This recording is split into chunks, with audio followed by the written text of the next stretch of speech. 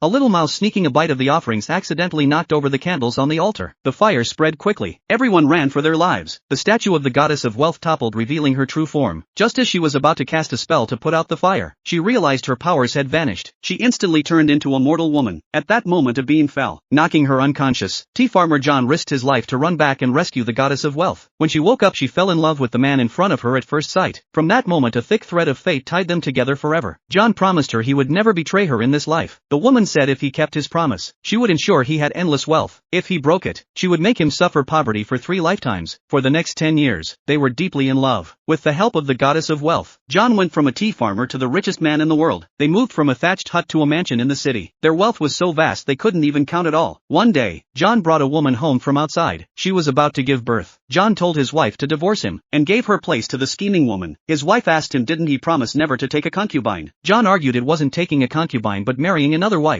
He looked down on his wife's rough skin, claiming she wasn't fit to be the main wife, forgetting that it was her delicate hands that had reached into boiling teapots, working day and night to make the finest tea for him, which made him the #1 tea merchant in the world. But John thought all of that was his own luck, and had nothing to do with his wife. He even blamed her for not having children after 10 years of marriage, not knowing she was a goddess in human form, and could not conceive with mortals. His wife had long told him she couldn't have children, but back then when he was poor, he still took her to the temple of wealth to make a vow, swearing that even if they never had children, he would never betray her. But John only treated that vow as a sweet lie to comfort her. He didn't believe a promise could cost him anything. At this moment the other woman was attracted by the strong luck aura around his wife. Planning to absorb her fortune and become immortal, she deliberately stirred things up, claiming the wife didn't know how lucky she was, that without John's wealth, she wouldn't have her luxurious life. To teach his wife a lesson, John ordered his men to strip her of her jewelry and give it to the scheming woman, not knowing that anyone who bullies the goddess of wealth will be punished by heaven. Soon the men broke out in rashes all over their bodies, and the itching only got worse the more they scratched. It was the punishment for messing with the goddess of wealth. The scheming woman cast a small spell, and cleared their symptoms. Everyone thanked her, not realizing she had already drained their fortune. What awaited them would be even worse. The wife sensed something was wrong. She opened her third eye and discovered the woman in front of her was the same mouse that had stolen offerings in the temple of wealth years ago, now transformed into a spirit, and trying to absorb her fortune to become immortal. She shouted at the woman, calling her a cursed beast, and shoved her away. This made John furious. He ordered his men to beat his wife with 100 strokes. At that moment the scumbag didn't realize each strike was destroying the wealth and blessings she had accumulated for him over 10 years. At that moment strange phenomena appeared in the sky. The butler ran over, panicked, shouting, "Boss, something's wrong."